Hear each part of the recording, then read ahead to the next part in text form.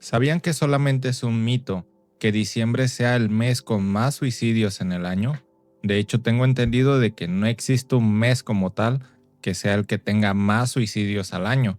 Entonces, sabiendo esto y que no me va a pesar en mi conciencia y que no voy a aportar nada, pues hoy tenemos un video triste.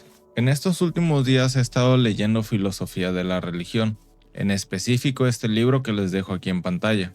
Ya estando un poco saturado del tema, decidí cambiar mi lectura a otra cosa que no fuera tan denso o tan filosófico para descansar un poco y después regresar a mi lectura un poco más fresco. Tengo una lista enorme de lecturas pendientes anotadas en el teléfono, y entre todas esas escogí la de Indigno de ser humano. No les voy a mentir, yo ya sabía más o menos de qué iba a tratar la novela. Sabía que trataba sobre un hombre japonés, que era algo triste, algo perturbadora, pero la verdad es que la subestimé por mucho. He leído novelas muy parecidas o de este estilo, y la verdad es que esta le gana a todas. Después de haber leído Indigno de ser humano, me quedo con un vacío enorme, y es que fue perturbadora, pero de una manera muy diferente a lo que han sido otras novelas. Mientras la leía, las decisiones del protagonista sí me hacían sufrir, porque llega un punto en la novela en la que simplemente no puedes no sentirte identificado con el protagonista, pero de ahí no sentía nada más. Fue una vez que ya terminé de leer y empecé con mi rutina diaria, donde me di cuenta que las acciones y los eventos narrados en la novela me habían de verdad perturbado o me habían dejado pensando tanto que simplemente seguían en mi mente y volvían apareciendo y no podía dejar de pensar en ello, y me di cuenta que ya me estaba afectando mentalmente la lectura. No pienso resumir la historia, pero sí la voy a comentar, por lo que es inevitable que haga algunos spoilers. Si ustedes no se la han leído, les recomiendo que vayan y se la lean. Es una novela muy corta y vale completamente la pena. Eso sí, bajo su propio riesgo. El protagonista de esta historia se llama Yoso, quien nos dice que desde niño nunca ha entendido ni a las personas ni a la vida. Y es que según él todas las personas actúan de manera normal, es decir, siguiendo normas o estructuras sociales como hablar, trabajar, reír, mientras que él simplemente no puede, como si le faltara algo a él, algo que lo hace diferente, algo que hace que no pueda ser igual que ellos, por lo que, sabiendo que no puede ser igual que ellos o que no le sale de manera natural, decide fingir ser como ellos. Y mientras él finge actuar con normalidad, se da cuenta que la sociedad tiende a ser violenta con aquellos individuos que no cumplen con las estructuras sociales, es decir, que no actúan bajo los roles impuestos por la sociedad. Estos individuos son rechazados, humillados y categorizados como raros, y esta violencia que la sociedad ejerce hacia ellos es una violencia completamente normalizada y aceptada de parte de toda la sociedad, porque precisamente no están haciendo lo que se supone que deberían de hacer. Sabiendo todo esto, empieza a surgir un miedo hacia la sociedad, pues él sabe que solamente está fingiendo, y si un día lo descubren, él va a ser el rechazado, el humillado ante la sociedad, pues él sabe en su interior que si lo descubren, él va a ser el raro. Este miedo a las personas y al mismo tiempo el fingir para no ser violentado va a ser el punto que moverá toda la trama de la historia. Saltándonos un poco más adelante en la historia, nos cuenta que el protagonista se va a la universidad, lejos de su familia. Ahí conoce a un personaje que creo yo es principal para la trama, de nombre Oriki, a quien conoce unos años después, cuando Yoso ya se encuentra en la universidad. Este personaje va a ser el que introduce a Yoso al alcohol, la prostitución y las drogas. No es un villano en la historia, es alguien igual de perdido que él. La amistad entre Yoso y Oriki funciona como un catalizador hacia la autodestrucción de ambos personajes, pero sobre todo de Yoso. El hombre que carece de propósito se distrae con el placer. Yoso, el protagonista, Representa completamente bien esta frase, pues al no tener sentido su vida, al no encontrar un propósito, llena este vacío con todo tipo de placeres, como es el alcohol y la prostitución, hasta el punto en el que su adicción es tan grande que se ve arrastrado a vender todo lo que tiene en su casa simplemente para seguir bebiendo y seguir saliendo con Oriki.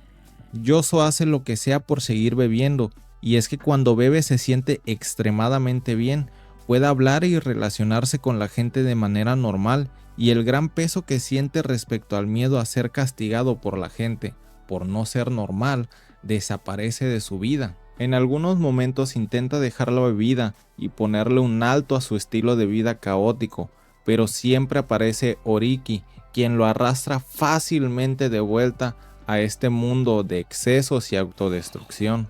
Y es que no es falta de voluntad que Yoso no pueda dejar de beber o que simplemente no pueda dejarse arrastrar de nuevo a la bebida y a este mundo de excesos. Es que simplemente cada vez que lo intenta no entiende por qué lo debería de dejar, porque aún así, cuando lo quiere dejar, simplemente no encuentra un sentido a la vida, el por qué debería de dejar de vivir así. Todo esto lo llena de vergüenza en el fondo, lo que trae consigo que intente suicidarse en 2 ocasiones. La primera vez que lo intenta, hace un pacto suicida con una mujer que conoció en sus repetidos encuentros con la prostitución, una mujer que como él no tenía deseos ni comprendía la vida. Yoso fracasa en su intento de suicidio, pero la mujer muere, y ya sin ella simplemente es incapaz de suicidarse, no tiene el valor. Esta muerte le va a pesar demasiado durante toda su vida. Él mismo nos cuenta que tiene una extraña suerte con las mujeres, y aunque muchas de ellas lo tratan de ayudar, todas sus relaciones terminan mal, y es que no es de extrañarse.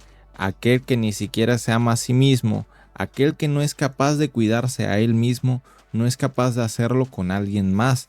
Así todas sus relaciones funcionan simplemente como un refugio temporal, pero al final termina todo mal.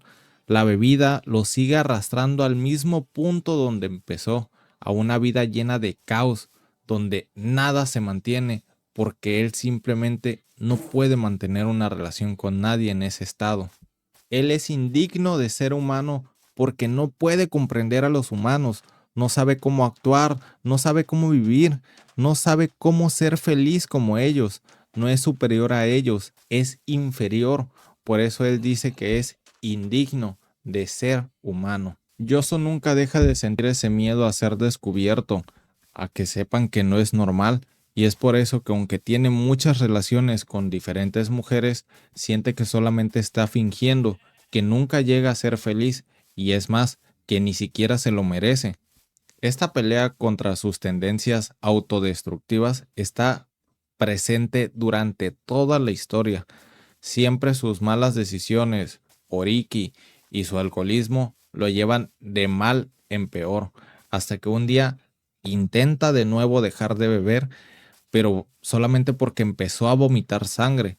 Y es así como llega a una farmacia y de muy mal, o sea, se encuentra muy mal de salud, pide algo que lo ayude contra este vómito y contra este malestar. La mujer dueña de la farmacia donde Yoso va a pedir medicamento y ayuda, le ofrece morfina como una manera de ayudarlo contra su necesidad de querer seguir bebiendo, lo cual es obviamente un gran error. La mujer obviamente lo hace sin ninguna mala intención, y de hecho Yoso mismo nos dice que ya no tiene ganas de beber, pero muy pronto comienza una nueva dependencia hacia la morfina, una dependencia aún más fuerte y destructiva. Los cuadernos terminan con estas últimas palabras: en mi existencia ya no existe la felicidad o el sufrimiento. Todo pasa.